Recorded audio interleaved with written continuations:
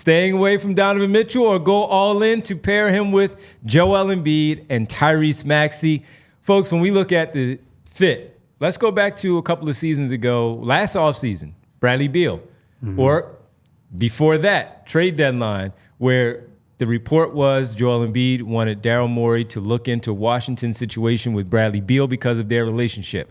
Another 6'3" guard, scoring out of his mind. We saw him lead the league in scoring for a couple of seasons there in Washington, but was it the right fit with Tyrese Maxey? We didn't see this Tyrese Maxey at that point, but you can kind of see some things in there that it might have gotten to this level of play from Tyrese Maxey. And the question was, do you give up Maxey? Could you pair those two together? That was the question. Now Maxey is an all-star, all-NBA candidate, and he is eligible for a max extension this offseason, which we all know he's going to get from the Philadelphia 76ers. So would that match with Mitchell and Maxey, two smaller guards in the backcourt again, hypothetically giving up the Anthony Simons piece? He's nowhere near Donovan Mitchell, but part of it was the small guard combination. Could that fit? The big answer was no. Even though I brought the name up, I agree with Derek and Kyle, the answer is no. This guy's different because he's supersized.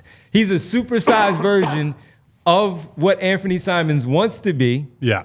And the All-NBA stuff, the All-Star part of it, can carry a team, can close a game where if Embiid is double teamed, if Maxey doesn't have it going on, you can lean on this other player, and that is Donovan Mitchell. But what does that look like on the floor? Two smaller guards. They both dig in sometimes defensively.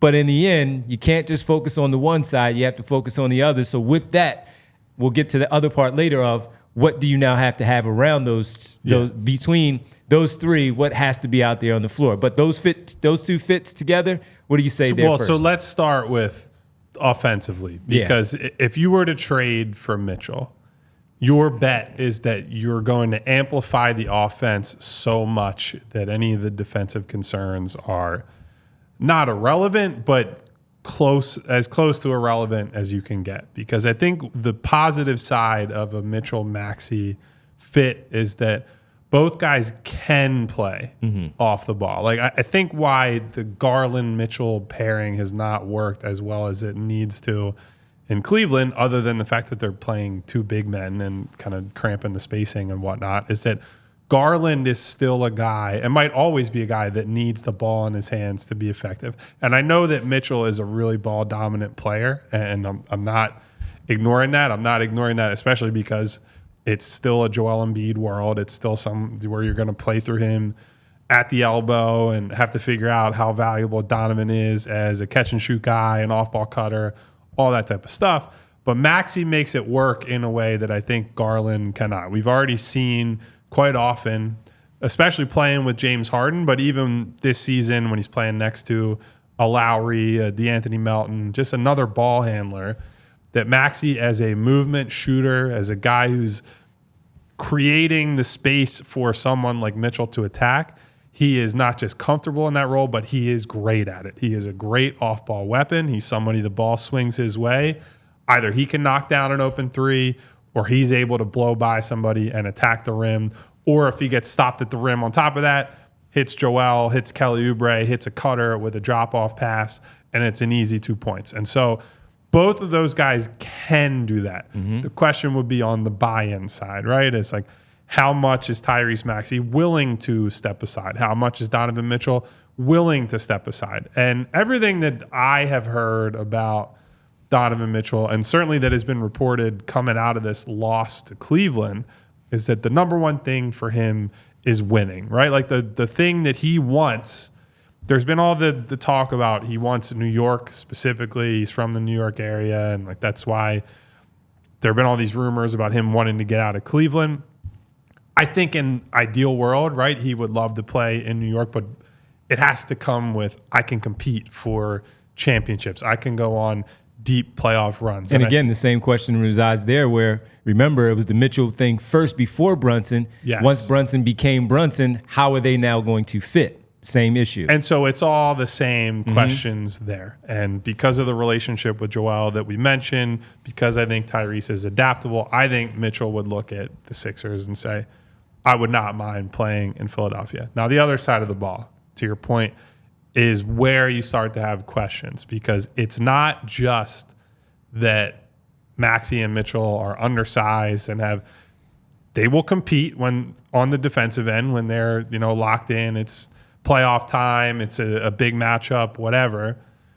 However, we've seen Mitchell go through long periods and even seasons at a time where he's disengaged and he's carrying such a huge offensive load that he scales back as a defender. The hope would be by having Joel with him, you mitigate some of that. And frankly, with Tyrese and Joel carrying portions of the offense and you not needing to be that guy every single moment, every single night, that more of the energy can be applied on defense. I think that's a risk, right? It's always a risk to say this guy doesn't always defend, but maybe he will, because I believe you have to want to defend. That's where you see somebody's motivation show up the most on the basketball court, is on the defensive end of the floor, and rebounding, which to me is bundled in with defense.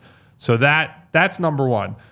But the other part of it, on the team building side, if your resources are committed to Joel Embiid, max contract, Tyrese Maxey, max contract soon to come, Donovan Mitchell, max extension soon to come, you just don't have the resources to get real wings on this team, right? Like, forget about getting let's say the $15 to $25 million type of role player wings that a lot of these good teams have. I know I keep bringing his name up a lot, but Kentavious Caldwell-Pope, great example. The sort of player that I think every really good team needs. I don't think you have a path to acquiring that player. And so you have to, at probably the most important spot in the modern NBA, those 2 through 4 spots, the 6'6", 6'7", 6'8" guys who can attack off the dribble, who space you out, who can mismatch hunt in the post. You don't really have options, or you more than likely won't have options to defend those types of players. And when the game slows down in the playoffs, when it turns more into a my guy is better than your guy type of offense and style, that is a real and severe risk for the Sixers. Now, I'm not saying if you have Paul George, that's not a risk, because we saw in that first round series they had, he was hanging out guarding PJ Tucker, or not PJ Tucker. He was sitting out guarding PJ Washington in the corner. He's not taking those big defensive challenges that you need to have. So I'm not saying all these other options that are on the table for the Sixers avoid this same problem. But we're saying way into the future, you're loaded up on backcourt and at center in a league that is increasingly about wings. That would give me some real pause if I'm Daryl Morey. Yeah, and there was one in the chat a little bit earlier in the first segment that laid out that exact point. Get me more wings. Doesn't mean you won't get those wings, because I think with the team building that comes with it, you have no choice but to get the wings when you have basically two smaller. Everybody else is wings. Yeah, exactly. You have two smaller guys there in the backcourt. You're going to need some size, 6'5", 6'6", all the way up to 6'8", 6'9", whatever it might be, that are versatile. And the thing is, in today's NBA, and this is the fun part about the conversation, is when you start to discuss all those matchup things, cross-matching in today's NBA, they're geniuses at it now of how to hide players. And sure, offensively, they're smart because they want to get you caught in a switch where it's beneficial to them. But they also do a really good job on the defensive end of making sure that you hide in certain places where you cannot be exploited because of your weaknesses on the defensive end. Offensively, I think it would be so supersized and so supercharged, to your point, that there will be a lot of games where the defense won't matter, because their defense starts by leading to the regular offense season, you will just outscore that is going, teams. Absolutely, and their defense is going to lead to offense because they'll have good enough defensive plays that just happen in a 48-minute game that they're going to win their 50-plus and be a top 3 team in the Eastern Conference. And you have Joel Embiid. You give him a little bit of a break. We talk about Joel Embiid playing 72, 65, 60 games. You might also extend his season based on how good those two are. Yeah. We did see it already in a sense with James Harden, more of a point guard, but in the size. Now, the 6'3", DeAnthony Melton backcourt with Tyrese Maxey has worked, but it's a different player, so that lends into a different discussion. However, even though we discuss all of these things that may not work, and I say it's not the perfect fit, because they are so good offensively, they might be able to get away with it and get away with it for a long stretch where you go deep into the playoffs finally in an Embiid era because of how good these two guys are in the backcourt. Kyle brought up a bunch of times the relationship with Joel Embiid.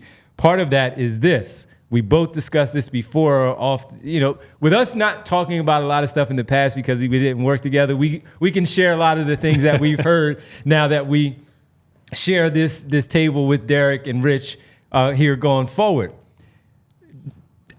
Based on what I knew when Donovan Mitchell, before he was traded to Cleveland, folks from Utah, they had an early exit. And from what I was told is he wasn't here by accident. Now, it didn't... Sitting courtside and watching a Sixers game. Yes, he was sitting courtside watching the Sixers in a playoff game because he was ousted. And it wasn't by accident. So make of that what you will. 2 years later, now that he has played 2 seasons with the Cleveland Cavaliers. It's up to Daryl Morey to figure that out. Talk to Maxey and Embiid to see if that's something that they're willing to do because, again, they have to give up so much and the building has to go in a lot of different directions, which we can get into in our next segment of how you fill out the rest of that starting 5, rest of that bench that's meaningful, especially for the playoffs. But when you do look at their offense and how supercharged it could be and what they would be able to do, that's a lot of offensive punch that can make up for a lot of maybe defensive mistakes. Because when you are exploiting on the other end of Mitchell and Maxey defensively with that smaller backcourt, your goal now as a coaching staff is to have those wings that can defend those other people and not let it hurt you enough when that switch happens. But when that stuff does happen, guess what? My guys here in the backcourt with Embiid are probably averaging 25 and up, all 3 of them. Can you have 3 guys who can get 30 in any game, and it won't even be that difficult. Can you outscore my 75 there plus my other 30 plus that's going to come from a number of other players? And that's where that math game comes in with all of that. And that's what makes this so fascinating in talking about Donovan Mitchell, who's not as perfect as we might look at Butler or George, or even getting into that wing that we say is not perfect in Brandon Ingram, but at least the fit might be a little more seamless because he at least has size on him. Yeah. Where you can, again, build around with someone like Caruso at the 2, with him, Maxey in the backcourt, or even another 6'7", 6'8" guy in the front court with Joel Embiid and Brandon Ingram. But he's so good offensively that stuff right there might take away from the deficiencies, the issues that you might have defensively. We all silly like the mayor.